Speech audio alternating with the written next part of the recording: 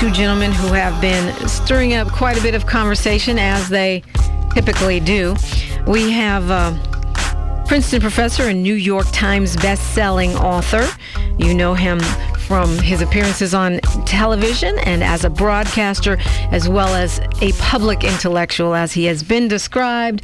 Please welcome Mr. Doctor, I should say, Cornel West. Good morning. Oh, I'm blessed to be here. Just Brother West, Dominique in L.A. You're doing a wonderful thing here. Thank you. We're also welcoming once again our friend. He's a broadcaster, a New York Times best-selling author.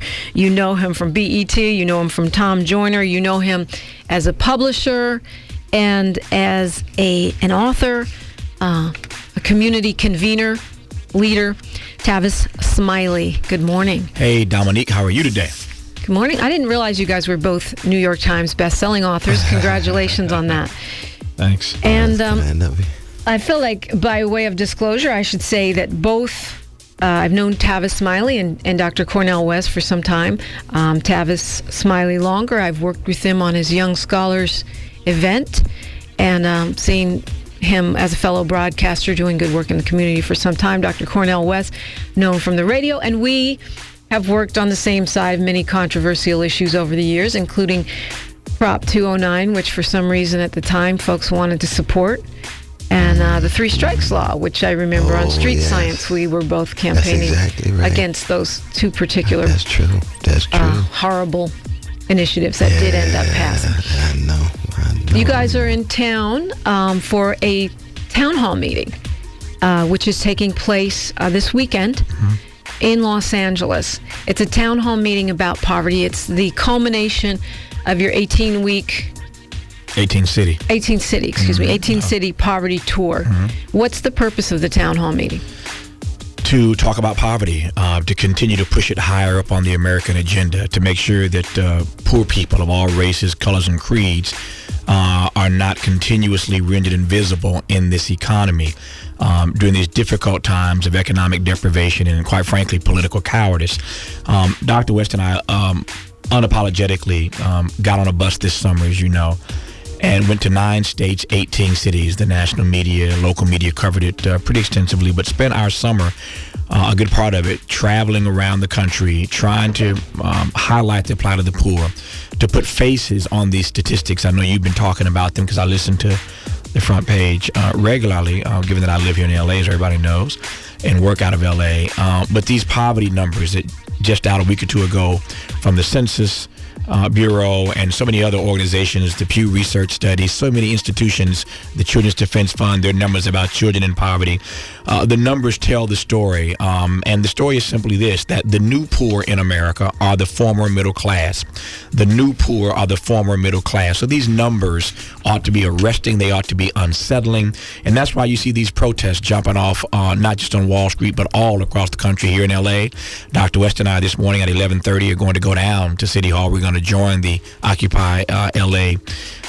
So there'll be at least 2 black people there today. There'll be at least 2 black folks there today at 11:30. But the point is that these numbers are outrageous, and we wanted to put a face on poverty, and we went to the bus, went around the country, and so this town hall Sunday at 5 o'clock at the Worship Boulevard Temple, Sunday at 5 is the final stop for these town hall meetings, and then on Monday night on my PBS show, my late night show for the entire week, Monday through Friday, October 10 through October 14, every night next week, we are talking about poverty in America with the footage that we shot, so you can see, feel, hear, experience what we experienced during the poverty tour with this footage every night. And then, of course, every night we have a different expert on next week to talk about poverty in America. But the only show on TV that I'm aware of that's spending an entire week, every night, 5 nights, all week long, talking about poverty. And you guys have, taken a lot of heat for this. Sure. And it's interesting because those of us who consider ourselves to be progressive or on the left have always felt that poverty was not enough in the national conversation. Absolutely. Across the board, whether it's politicians, whether it's media, wherever it is. But it does seem ironic now that we are seemingly pointing the finger at President Barack Obama, the first African-American president and a president who is a Democrat, for problems, or we could say ignoring the poor, which has been a tradition in this country going back to George Washington. So why now, and why the critique of the president as opposed to perhaps the Tea Party or the Republican Congress, which is not even going to, the House won't even give a vote to the jobs bill, which we know would help some of those folks that are in poverty. Oh, absolutely. No, I mean, one is that if we point the finger in any direct way, it would be at Wall Street oligarchs and corporate plutocrats. The question is, what is the relation between the Republican Party, the Tea Party, and the oligarchs? We know they get direct money. The Koch brothers, millions of dollars supplied to the Tea Party movement and so forth. Same question with the Democratic Party. What is the relation of the Democratic Party to the Wall Street oligarchs? We know you got Tim Guyton there, Wall Street oligarchs say explicitly in Ron Susskind's new book, Confidence Men, he is our man in Washington. No matter how many speeches the president gives, we know that's our man in Washington. He's the one dictating the policies. He's the advisor, and he is the Wall Street representative. So that Brother Tavis and I in no way begin with a critique of Brother Barack Obama or even a critique of the Republicans. We begin with the Wall Street oligarchs and see what is their relation to both parties. Now, we know the Democratic Party does tend to lean in a direction that is better for poor and working people than a Republican Party, but that's not saying a whole lot, because the Republican Party tends to be so mean-spirited and cold-hearted when it comes to poor and working people. But the real focus, very much like the Occupy Wall Street, they've got the right focus. The focus is on a system that is arranged in such a way that 42% of our precious children of all colors live in or near poverty. Yeah, and when you talk about taking on corporations and you talk about taking on Wall Street, all of us have our corporate sponsors, right? I do, you do, KJLH does, and you can't get in the White House without corporate sponsors, especially now with Citizens United as passed by the U.S. Supreme Court. So some people, how do you walk that line? We're not talking about being pures. We're not talking about being pures. We have to have corporate sponsors because most of the wealth in the society is owned by corporations.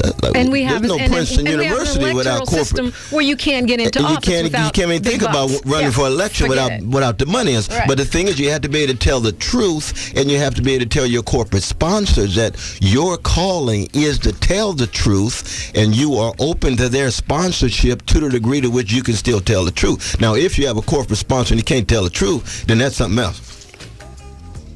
A fine line, perhaps. And you know what I'm really appreciating, we're all trying, because all of us are broadcasters, and we're here with Dr. Cornel West and Tavis Smiley, two New York Times best-selling authors that we're working on being brief so we can get some phone calls in, because all three of us can get on the mic and talk for 90 minutes, no problem whatsoever. I think part of the reason that, and we've had a lot of conversation about this, as you know, that there's been, particularly among black folks, a lot of anger with both of you around this, is because I feel like everyone has a right to say what they want to say and support who they want to support. I think perhaps it's because it seems that the mainstream media gives more voice to those who criticize the president, and just as they might take the president's speech and take one little part out of context, they may take your town hall meeting and take one part out of context, or you're talking about someone selling out, or that somehow success is crack for the black politician, and people took that as you saying the president had sold out. And so it seems like maybe the media gives you more press, more of a platform, because of being African Americans, prominent intellectuals who are willing to take on and critique the president. And then you don't see someone like myself, who's been accused by some of being a cheerleader for the president. I wouldn't say an uncritical cheerleader, but certainly a supporter. Sure. You don't see that voice getting the same kind of play. Well, you got Brother Sharpton, though. Sharpton is a cheerleader. Yeah, I disagree. I got a lot of visibility. Yeah, I disagree with that, Dominique, respectfully. You and I don't disagree on a whole lot, but I have to challenge you on that. There are so many African-American cheerleaders of this president who have access to national media every day. Turn on MSNBC any day, and it's not just Al Sharpton who's there every night running the White House briefing points. and talking points. It's not just him, but the guests who they have on regularly. Many of them friends of mine. But Michael Eric Dyson, every day in the media, running the White House agenda. Melissa Perry, running the White House talking points. African-American professor at Tulane. Roland Martin on CNN. And on TV One, running the White House talking points. So that's just not true. Respectfully, there are a lot of African Americans who have access to television who do this every single day, number one. Number two, when you suggest that the media might give us more time, the media doesn't give me anything. I own my show on PBS. I'm there every night. And oftentimes, I have members of the president's staff, his cabinet, and others who come on to express themselves. Next week in this conversation about poverty, starting Monday night, 5 nights on PBS talking about poverty. Who's one of my guests? The HHS Secretary, Kathleen Sebelius. This is President Obama's point person on poverty. I called the Obama people. They sent me the secretary. She's one of our guests one night talking about the administration's view of poverty and what they're doing on it. So for folk who watch my show regularly or listen to my radio show or my show with Dr. West, we give audience to these voices on our radio program all the time who are supportive of the president. So, my day does not begin and end with criticizing the president, but it doesn't mean that the role that I play of talking about accountability is a role that should not be played. And here's the final point. On our radio program this week, when we walked in the studio, I heard one of your callers who led a protest outside my office building just a few days ago. So there are 15, 20 people outside my office protesting Dr. West and protesting me, literally outside my own building. So black folk protesting me. I've been in this community for 25 years, as you know. You mentioned that earlier. And I've been consistent to the truth all the way through. Whether it was on KJLH when I first started, or on Tom Joyner, on BET, all the things I've done, I've tried to raise issues of importance to the African-American community. So when Bill Clinton was president and he didn't go into Rwanda, I went after him. When he sandbagged Lonnie Guinier, I went after him.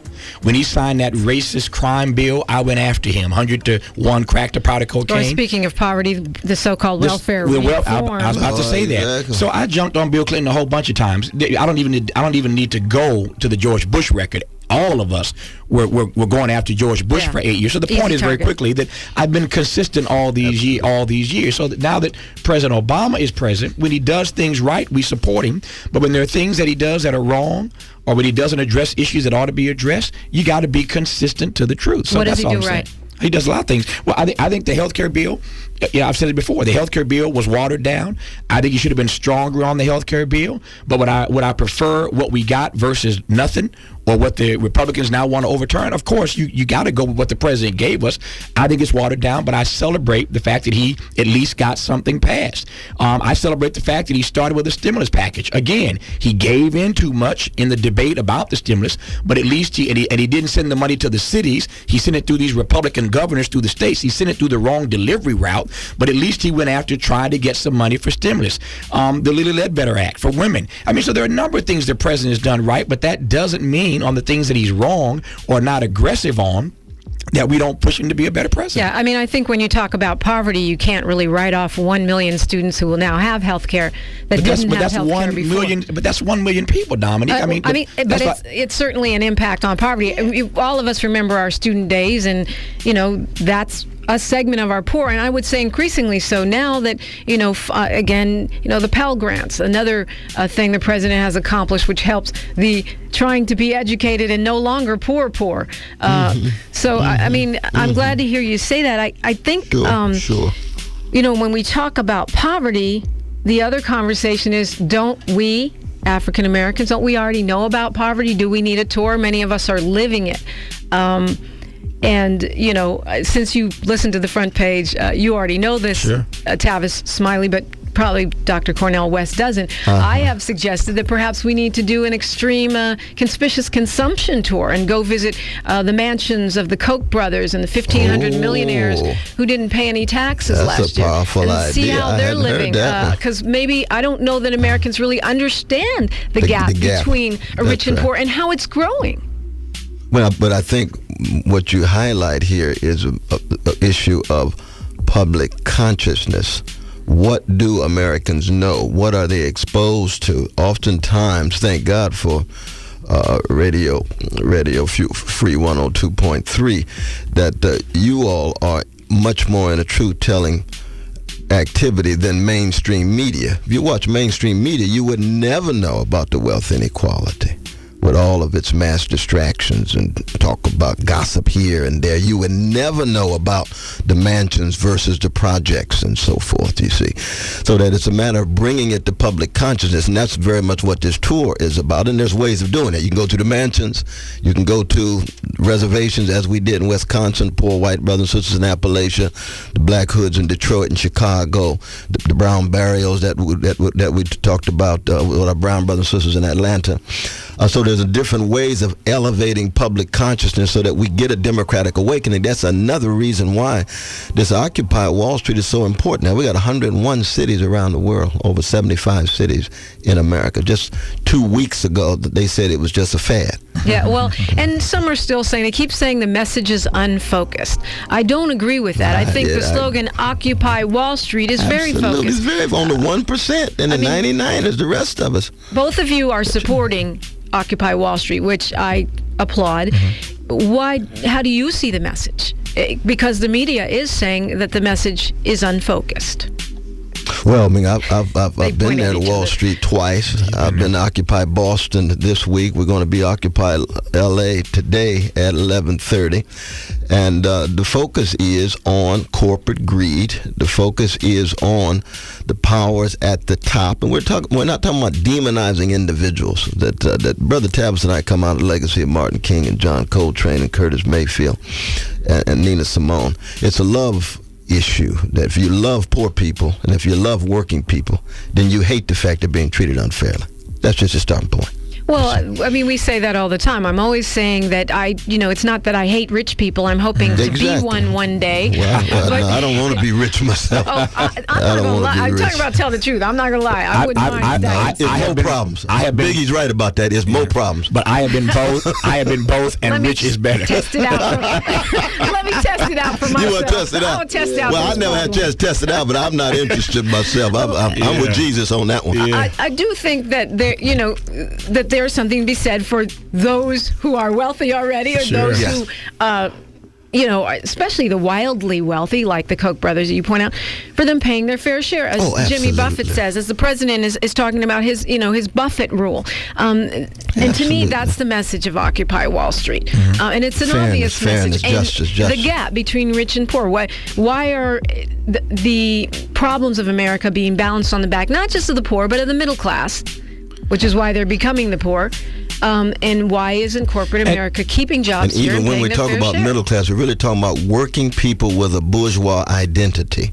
Because people didn't want to talk about poor and poverty. Tavis pushed the issue directly. Now you got newspapers all around the country talking about poverty. That's a wonderful thing. We also need to talk about working people. Middle class people are working people, but all the politicians want to say middle class because that's deodorized language. And a lot of the poor are working people too. Quiet as it's kept. That's exactly right. Try living on a minimum wage job in L.A. You're poor. That's exactly right. Even 2 minimum wage jobs in L.A. You're still poor. And all three of us know this, and every listener knows this. To your earlier point, because they're living this, but it's worth repeating again, that the people catching the most hell in this economy are black folk. So I said the other day to a friend of mine, which I'll now say here on radio, that there are at least 3 questions that black folk are going to have to wrestle with sooner than later, in no particular order. Number 1, what is our pain threshold? What is our pain threshold? At what point do we start screaming? At what point do we start yelling? At what point do we start fighting back? And at whom are we yelling? That's it. Yeah, key. Okay. So now you're on my second point. So okay. I love you. I love you because you're going. As always, you're going. No, she doesn't follow. She leads. She's taking me exactly where I want to go. So number 1, the first question we got to wrestle with is what is our pain threshold? Number 2, what is the presidency worth? That's the question we are going to have to wrestle with. Obama is the first black president.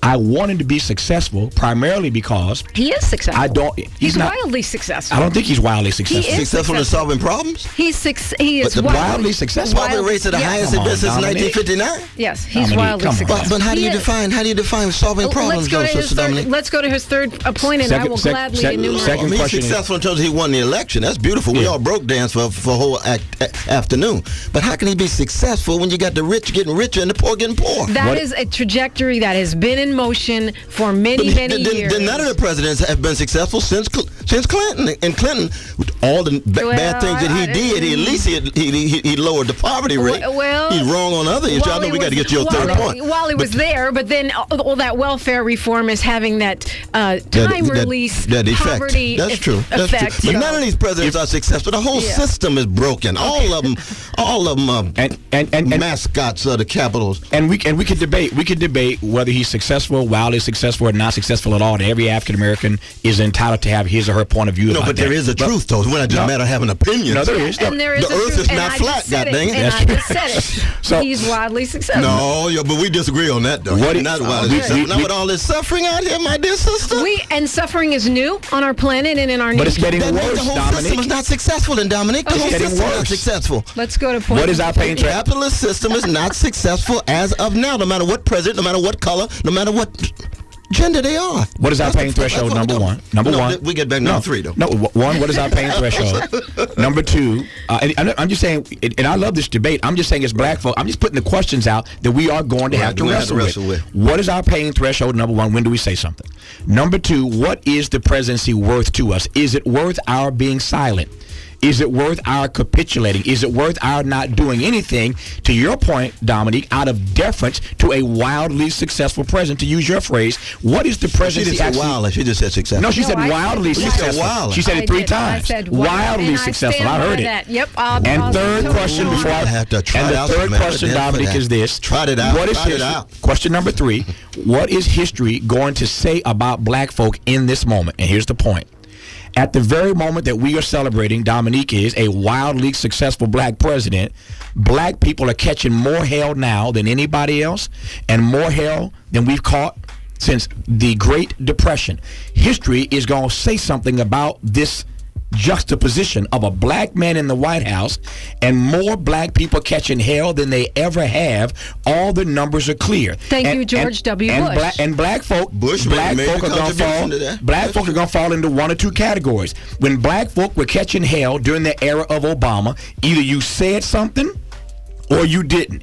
Either you were pushing him or you were calling him wildly successful. But what were you doing during that era while he was in the White House when the numbers were clear that his own people were catching more hell than anybody else? The historians are going to have a field day, and they're going to be conflicted and confused trying to figure out what Negroes, what were they saying? What were they doing while they were sinking into hell while there was a black man in the White House? Who was saying something? Well, what was happening? It's also how you say and what you say. It's all of that. I've been accused of being a cheerleader, but I certainly feel that many of our economic problems would be healed if we would get out of these wars that were started by George W. Bush. I agree. How come the president won't get out of the war then? We don't agree on everything, do we? No, but if he's wildly successful, my dear sister, he ought to get out the war, $1.3 trillion and move it toward poor and working people. Indeed, he ought to. You agree with that? I do agree with that. I still think he's wildly successful. That makes you a cheerleader, Dominique. But let's you're not accused. That makes you a cheerleader. No, but I want to hear the argument. How do you define wildly successful? It does not. I mean, what? Look, you just finished saying. If you got 45% unemployment in the black community, how is that wildly successful? You know what? The black community has always, as we always say, America has a cold, we have pneumonia. That's right. Yeah. We've always suffered more, regardless of the circumstance. That is not something patented by our current president. Absolutely right. I agree. As you pointed out, Lonnie Guinier and several other situations where you didn't agree with the Clintons, even though you would probably. Clinton was not wildly successful at all. You wouldn't say Clinton was wildly successful. Not at all. Not at all. Much better on the economy. Not at all. There's been no president who's wildly successful in America, in the whole country. Okay, well, as presidents go, I say ours is wildly successful. But let me say this to you. I can stand here. You talk about history. I don't really worry about historians, but okay, other than, learning from them. But when you talk about history, I can stand here and say our president is wildly successful. How many presidents have tried and failed to pass a health care bill? How many presidents have even thought about putting a consumer reform agency in place? Why was the Lilly Ledbetter Act so simple to do, but it never happened? You talk about the health care reform is watered down. Well, sure, it's not what we wanted. I wanted universal. Absolutely. But just as Social Security started as an idea, as a bill that was then built upon and created an institution that has kept many elderly out of poverty, just as Medicare did, this healthcare reform, all I'm saying, Dominique, that's something people have been trying to do since LBJ. We don't argue that, but the evidence, and you're doing it while black. But the evidence does not support your argument. Okay, I believe it does. It doesn't. Here's what I mean. If the majority of the American people thought that President Obama it's not a matter of whether he's done some good things. You are calling him wildly successful. Yes, indeed. If the majority of the American public felt that way, he wouldn't be black. These poll numbers wouldn't indicate what they indicate. The poll numbers wouldn't indicate what they indicate. Here's the bottom line. I don't even think the White House thinks that they've been wildly successful. Well, good for them. Look at their strategy. They need to be self-critical. They need to be self-critical. How can any president be wildly successful when 42% of black children are living in poverty? Well, something is askew here. But you know what's missing? Something's askew here. What's missing is context. Because we can say Clinton was better on the economy, but he didn't inherit the Bush crash of 2008 and 2 wars, unfunded wars. Clinton was not wildly successful. Okay, whatever, moderately, whatever, Not even moderately. I don't think Clinton was even successful. Okay, well. What he did with the brothers pushing him into prison, mandatory sentences with the prison industrial complex. I agree, but certainly we were better off. Well, we were better off because we didn't have to deal with this financial catastrophe at Wall Street. Right, but then why would your wildly successful president choose Tim Geithner straight out of Wall Street and Larry Summers straight out of Wall Street when those were the very folk who almost pushed us off the brink? Oh, let me ask you, because this conversation, I would have made different choices. Clearly, I would have. I'm to the left of the president, but why do you think he made that choice? Why do you think he made that choice, my dear sister? Because he's a moderate. And you and I are not moderates, but we knew that when we elected him. But why would you call any moderate wildly successful if you're a progressive? Because he's done things that I feel impact poverty. Oh no, we agree with that. We agree he's done things. Women. But why would be wildly successful? Well, let's start here. Being a black man and American, being elected president, you are wildly successful. And I feel, and this is... You think Clarence Thomas is wildly successful because he made it to the Supreme Court? He's wildly crazy. Is he wildly successful because he made it to the Supreme Court? But that's not what we're talking about. No, he's not wildly successful. He's just a Negro up there siding with the strong against the weak. And I want to go to the phones too, because they're lined up. But this is something that I want to ask you, because we hear, and I don't know if this is true or not, that you and Ralph Nader are searching for someone to challenge the president. We got a slate. Each particular state will have a different candidate who will raise these kind of questions. In fact, they're going to raise the same questions that you have in terms of your critique of the president, even though you view him as wildly successful. So it's not one candidate to challenge, it's to have a debate, so each and every primary, he's not treated like a demagogue and everybody cheerleading him when he needs to be pushed. Everybody he needs to be challenged. I'm not saying but I understand a lot of people are cheerleading. What you're talking about is bringing issues into the primary conversation. That's what Brother Ralph Nader was talking about. But many people blame Ralph Nader and those who support him, yourself included, in 2000 for George Bush's victory. They're absolutely wrong. Because Ralph Nader acted as a spoiler in places like Florida. At all. Gore couldn't even win his own district. Where it came down to a matter of hundreds of votes. No, they're wrong about that. Well, I don't know if that's true. They are wrong about that. I mean, I certainly think they have a point because why continue after the primary? Why not throw your support behind? People have a right to run for office, and when people lose, when Gore lost, he had to say, "How come I couldn't take my own district?" So will your candidates in every state concede after the primary, or will they continue? They won't even concede because they're not even running as candidates. They're running as people raising issues. Well, if you're running or you're not. But how can we run? You admit it. In order to run, you need big money. You need the billionaires behind you. We just going to be snatched some progressives to have a dialogue with the president. They don't have access to big billions of dollars and so forth. You never know. How would they have access to big billions? Probably not billions, but you don't know who's going to step forward and support your efforts if they feel that. No, but Nader and others already got the slate. They already got a slate. It's a progressive just raising issues. Mm-hmm. And some would say siphoning votes. How are they going to siphon votes in a primary? Well, that's the issue. It's a Democratic Party primary. That's why I'm asking you. Will they continue to campaign after the primary? No, that's not what the plan is. Okay. Not at all. So, For those just waking up and wondering what the heck we're talking about. What happened? We do appreciate we appreciate you having this dialogue with Dominique. I love it. Even when it gets intense, we want you to know that. Oh, I know. That, I know we know we love you, and we know that it's all love. we glad to do it. But somebody's right and wrong about this thing. I'll tell you that right now. In the interest of those who are waking up confused and disoriented, we're talking with New York Times best-selling author and broadcaster Tavis Smiley. We're talking with Princeton professor and New York Times best-selling author Cornel West. I'm Dominique DiPrima, and believe it or not, they called me and said, let's come in and talk. So I know you guys appreciate the dialogue. We have great respect for you. Absolutely. You've been a force for good for so long, and will be a force for good after Brother Barack Obama wins the re-election and then leaves office. So the important thing is we're all in this for the long run. And this is exactly what this town hall meeting Sunday at 5:00 at the Wilshire Boulevard Temple for all people, all races, colors, and creeds. As we talk about poverty, this is exactly what this town hall meeting is about on Sunday. We don't do these scripted town hall meetings where you can't ask your question, or we only want to talk to certain people, or we pre-select the folk who get a chance to talk. You don't do the Michelle Bachmann town hall meeting? We don't do that kind of thing. So I'm going to get up and talk for a few minutes. Dr. West is going to talk for a few minutes, and then we're going to pass the mic through the audience and let people have their say. Let's have a dialogue civilly, respectfully, but let's have a conversation in a much broader form about these very issues. So we love mixing it up, because at the end of the day, I think I have to believe that we all want the same thing, and that is, as I've said many times, that when you make Black America better, you make all of America better. I want to do my part, as you do, as Doc does, to make Black America and all of America better. How we get there is worthy of debate, and that's why I put those questions out. What is our pain threshold? What is the presidency worth? What is history going to say about this moment? We got to wrestle with these questions, and I'm open to that, so long as we do it with respect, with civility, and love, and that's what this is all about. And the town hall meeting is 5:00 on Sunday at the Wilshire Temple in Los Angeles. Everyone is invited, right? Anyone can just come. Free to the And then next week, all week, I want you to come. You can bring your framework. We can continue this on Sunday. Of course, happy to do so. And your PBS special Monday night.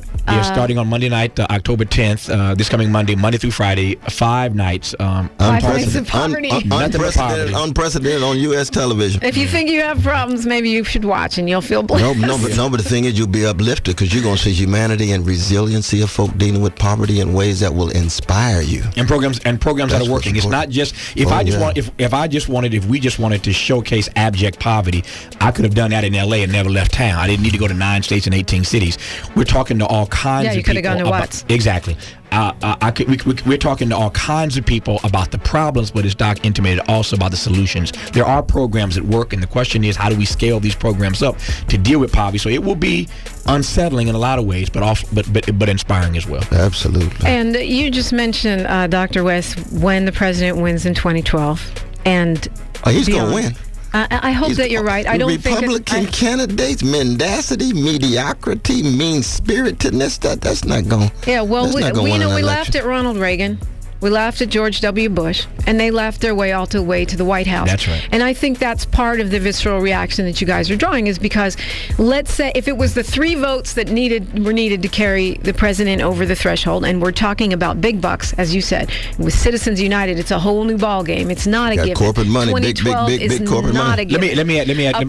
President. Yeah. But you do admit that the level of quality among Republican candidates is about as low as you can imagine. It's amazing. It's amazing that they're even in the room. I mean, we have N-word head, and you're still in the race. Exactly. And you have some splaining to do, and you're not even talking about it. And as I've said, if it was somebody else head, would he even still be in the race? I want to add one more thing right quick. I agree. If it was B-word head or homosexual F-word head, would he even still be in the race? Let me add one more thing right quick. I know you want to take these calls. I'm anxious to get to them. But one last thing that's worth saying. When you have suggested, as you have a few times in the conversation, that there are people who are upset with us and don't understand us, that is true.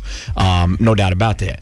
By the same token, though, there are a whole lot of people. There are 30 million Black folk in this country and 300 million Americans who do understand exactly what we're saying, who are empathetic to what we're saying, who agree with what we're saying. And these poll numbers of late that you see, just like I see, Dominique, suggest 2 things about Black people in particular. Overall, Black people are still wildly behind this president, given the numbers. It's not at the 98% that it used to be, but black people, by and large, still support this president, and I get that, and I'm one of those black people. I want him to be better, but I support him. But the numbers also indicate down now to 50%, some numbers just under, some polls just under, black people being concerned and disappointed in his handling of the economy. ABC News, Wall Street Journal, there are a number of polls indicating that black people, given the hell that they are catching, are concerned about the direction or lack thereof the president is taking the country on the economy. So let's be clear about that. There are a lot of black folk who are catching his hell, who are concerned about his handling of the economy, even though we like him personally. We know he's the better choice, as you and Doc just said, but they are concerned about his handling of the economy. Jobs, jobs, jobs. Black folk are feeling that pain, so don't act like, I'm not suggesting you, I'm just saying I don't want people to act like there aren't folk out there who do understand what we're saying. A lot of folk do. When we have the conversation about the president, and I'm going to go immediately to the phone, but when we have the conversation about the president being wildly successful or not, or what he has accomplished or not, I feel one of the major contexts that is lacking here is the fact that he is black. You all want him to address black people, say poverty, and yet I think it's stunning how quickly we have turned from thinking that we would never see a black president in our lifetime to taking it for granted and saying it's no big deal. So what? Now what, but what about this? What about this? What about this? Driving while black, getting a job while black, anything else while black, we know you have to be. You are paying a black tax. It is hard. And yet this man has accomplished things that other presidents who are not black have not been able to accomplish. That is my criteria for wildly successful. But my point is this, the things that he has accomplished, what you rightly note, when we look at his impact on poor people and working people, poverty is at its highest level since 1959. Thank you, George 42%. Bush. That's not just George Bush, that's capitalism. A lot of it, yeah. The poverty was before Bush, too. It has a longer, we're talking about the system. We're not just talking about presidents. We can go absolutely, going back to slavery and so forth. And so when you talk about the president, let's look at it this way. See, I'm old school. I'm almost 60 years old, right? We had black mayors. I mean, Brother Tavis was here with Tom Bradley, right? When Tom Bradley won, Negroes started breakdancing. What was the poverty rate under Tom Bradley? Same as everybody else. Then we look black governors. Oh, we got a black governor. Let's break dance now. What's the poverty rate under black governors? Same. Now we got a black president. We can have a black cosmic commander-in-chief, and the cosmos still having a problem. It's a systematic issue that needs to be examined, and that's all we're talking about. And that's what Martin King was talking about. That's what Malcolm was talking about. And when we look at how now for you the president becomes a symbol of all of that, as opposed to our Congress, as opposed to our corporations, as opposed to, you keep saying Wall Street. We're talking about one person. No. It's the relation between Wall Street and Washington. Right. And it includes Congress. Congress has a approval rating of what now? 12%. 12%. Legalized bribery, normalized corruption. That's most of congressional activity right now in terms of lobbyists. Amazing. 26 lobbyists for every congressman.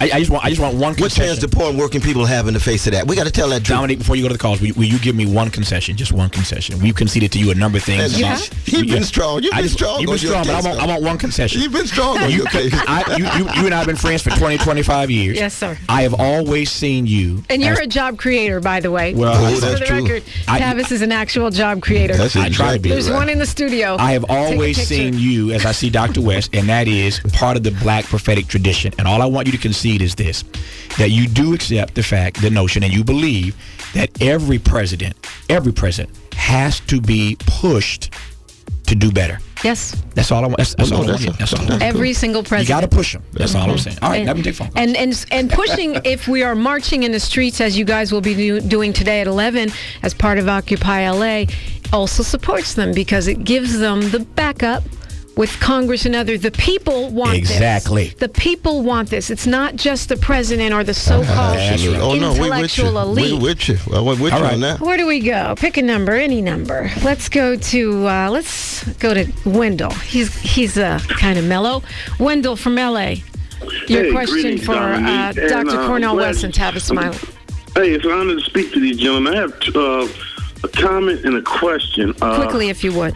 Well, yeah. I like the comments on the passing of Fred Shuttlesworth, who was, co-founder of SCLC with Dr. King and Ralph Abernathy. And I like their opinions on what about educational reform? How about that also? And you guys have a good day, and appreciate you coming on the air. I'll take education right quick, and when he calls, I'll take education. You take Fred Shuttlesworth. Education. We just a few weeks ago on PBS premiered a primetime special that you can go to pbs.org to get called "Too Important to Fail." Just like these banks were too big to fail, black boys, and I know you have one, Dominique, are too important to fail. A primetime special on PBS that rated through the roof. People are still talking about it. It's got all kind of legs. We're now doing parent summits across the country.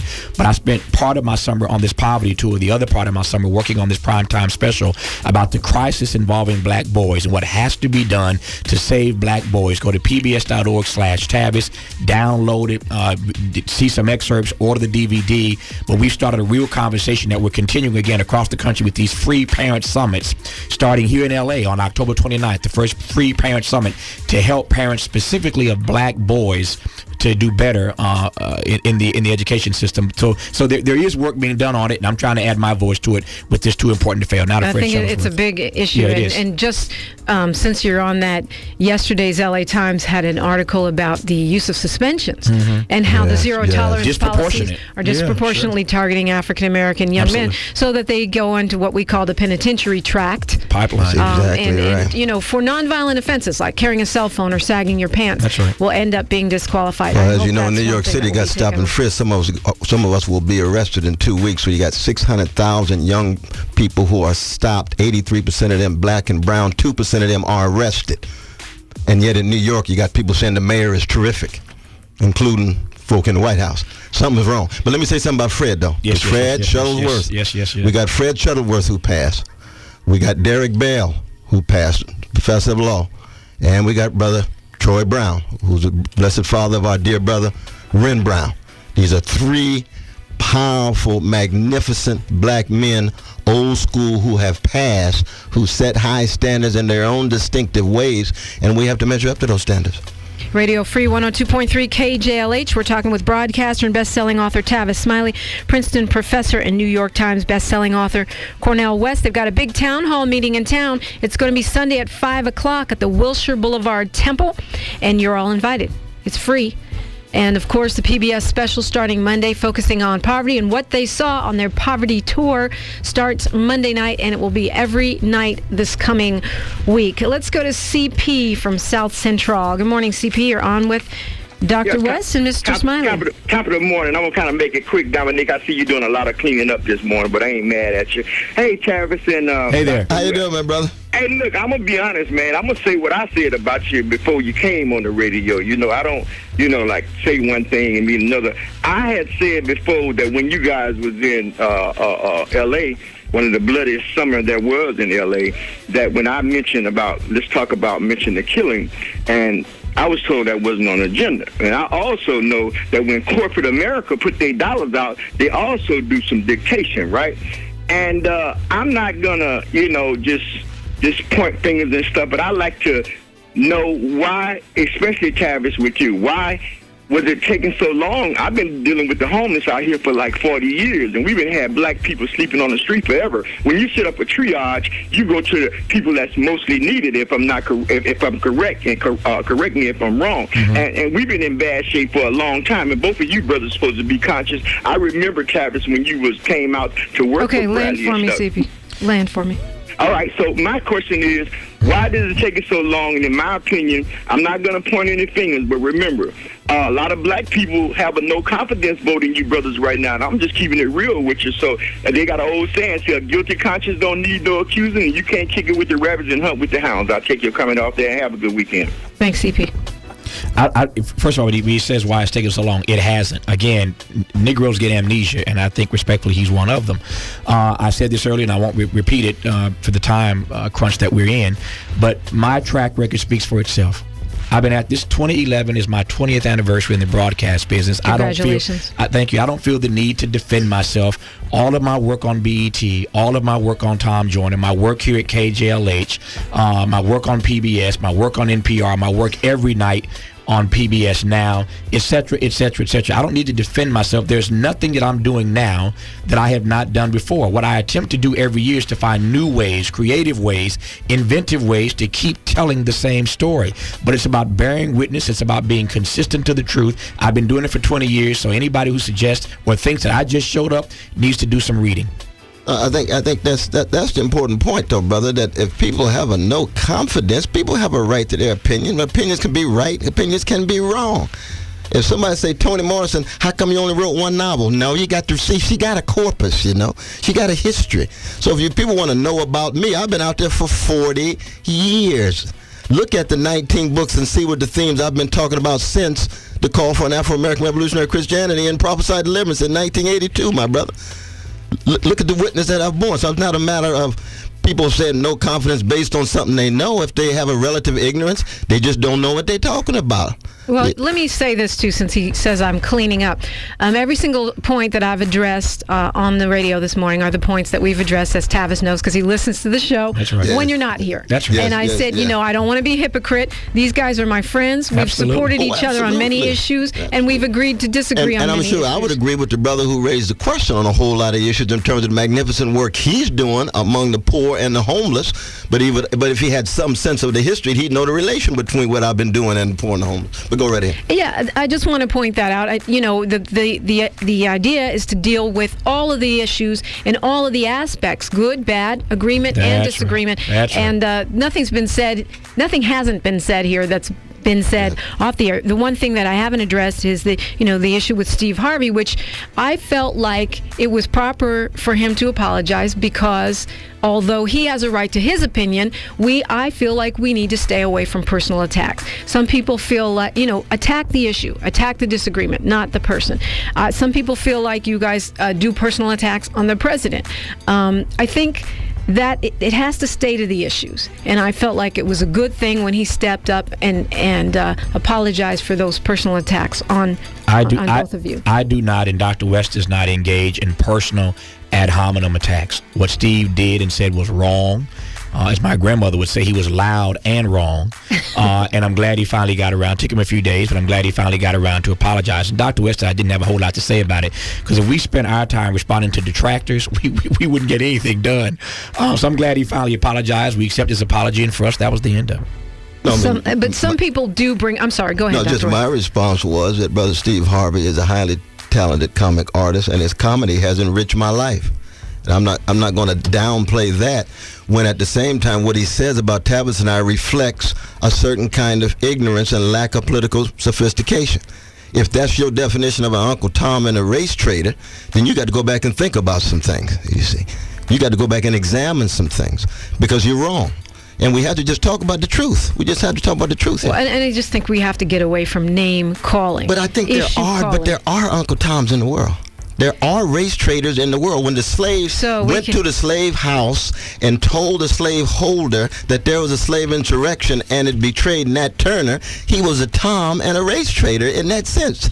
Okay, so we gotta be clear about what we're talking maybe about. it's the mommy in me, but I would say you're acting like an Uncle Tom. Your actions are those of an Uncle Tom, which is still different than name calling. And it's still wrong. But then we have to argue. You know? Yeah, well, I'm not saying that of you, but I'm saying if you're going to call a name, do it. But people say that about Malcolm X because he was connected with the KKK in 1961 because they both supported racial segregation. That didn't make him a Tom. We just disagree with that alliance that they tried to forge. But Malcolm was telling some truth we had to come to terms with. And we're people, so we tend to focus on the personal. Well, and a lot of people say, well, maybe it's sour grapes. You mentioned on, I think, C-SPAN that you've been invited to the White House by every single president except this one. So the reaction to that is, well, he's mad or it's personal. I personally have never been invited to the White House by any president. Since you raised You should have something wrong with them. Since you raised it, let me respond to that right quick. I did not say that willy-nilly. I was asked as a broadcaster, the thing I hate more than anything else is when people dance around your questions. I know, because I live it every day, that for 3 years I've not been invited to the White House. I never had reason to say that to anybody because it doesn't matter. It's not an issue, and I would never put that out there. I go about my business every day. I was specifically asked by the anchor on C-SPAN, what is your relationship to the president now? Have you interviewed him since he's been elected? Have you been invited to the White House? So I answered the question, and then people try to spin it. Tavis is whining because he ain't been to the White House. I answered a direct question from the interviewer, just like I've done with you. So again, it wasn't me putting that out there.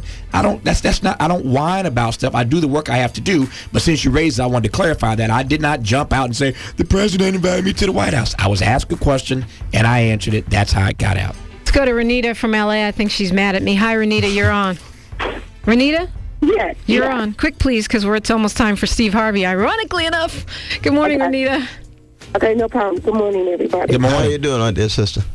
My situation is with Dominique, because a lot of times when we're speaking of Spanish and African American people working, she always supports more than 100% Spanish people, and she'll break dance around Black people getting work. We need work too. Okay, Dominique. this is for Hot Topic Tuesday, but let's have the brothers address it. I support unity, and I don't support us getting bamboozled.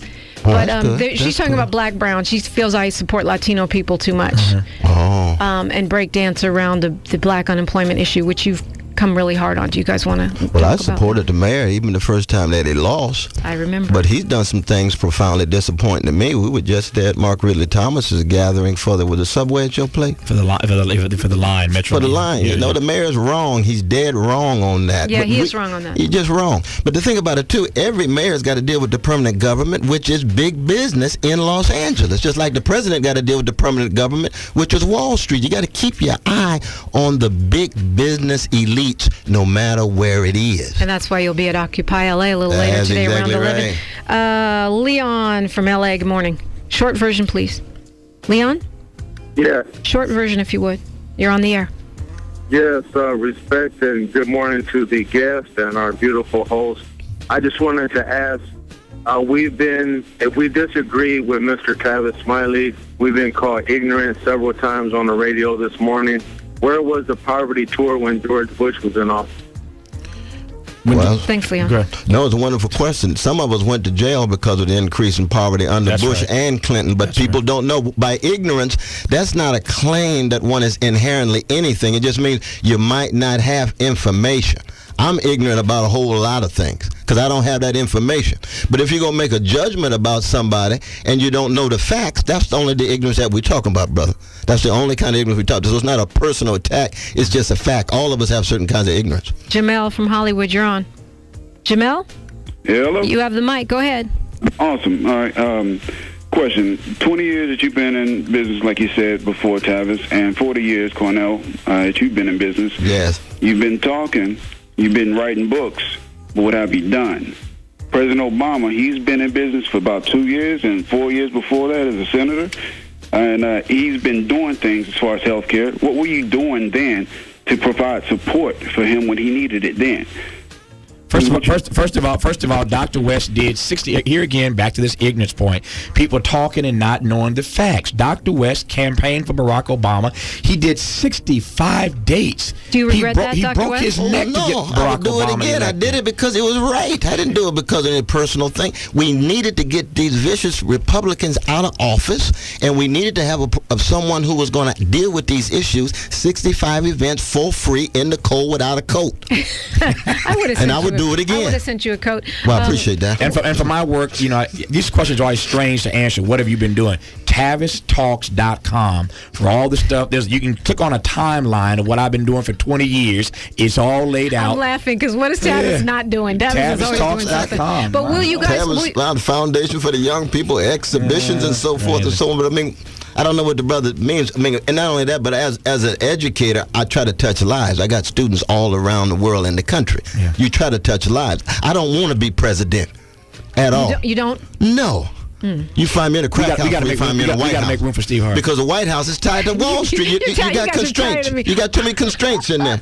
You got to be a free black man. I want to be free. Well, Barack Obama is not able to be free because he's got structural constraints tied to Wall Street. It's a fact. We got to tell the truth. So who do we support in 2012? Who do you support? If it's Barack Obama versus anybody in the Republican Party, that's like asking, it's Jody Watley versus Dolly Parton. I'm going with Jody. But Jody ain't no Aretha. What about Dolly Parton versus Nina Simone? Nina is in a space all by herself, along with Sarah Vaughan and Billie Holiday and Carmen McRae. No disrespect to Jody Watley, but really, Barack Obama, Jody Watley? Compared to Aretha? Compared to Martin? Curtis Mayfield? Yeah. Please. Jody is Jody. God bless her. Yeah, and President Barack Obama ain't no Jody Watley. He's no. God bless him. God bless him. Let us pray. Let us pray. Will you support him in 2012, Mr. Smiley? You know my role. My job is I'm in the media, like you. My role is about holding people accountable. I don't endorse candidates. I have not. And that's not what I do on PBS and NPR. I talk about issues of accountability. I did that last time. I'll do the same thing this time, starting with poverty this weekend. And poverty is about this weekend. If you didn't get in, because it is Steve Harvey time. If you didn't get in, please go to the town hall meeting. It's going to be Sunday at 5 o'clock. Even if you did get in, you can go to the town hall. But let's look at it this way. The grand genius Stevie Wonder himself, there is no political equivalent to that kind of genius. But that's the kind of genius I focus on. He is with. He doesn't want to run for office either. No, you know why? Because he's a free black man. I'm with Stevie in that regard. And that's why we have a radio-free black radio. Thank you, Stevie. That's right. Thank you, Stevie. Thank you, Stevie. Love you, brother. Actually tell the truth. The town hall meeting is 5 o'clock. Wilshire Temple. It's free. Everyone's invited. And the PBS special starts Monday night. Monday night on my regular show. The Poverty Tour. All week long. And it will be all week, every night. Dominic, we love you. Thank you. We love you, and you're Thank you. good. Stay strong in what you're doing. Yes. We learn from each other. Thank you so very much. We learn from you. We hope I know you learn a little bit from us too. Oh, every day. Love you, though. Every day. Indeed, Appreciate you. And thank you for stopping by the front page and giving love right here in the only black-owned radio station that we know about in Southern California and most of the West Coast.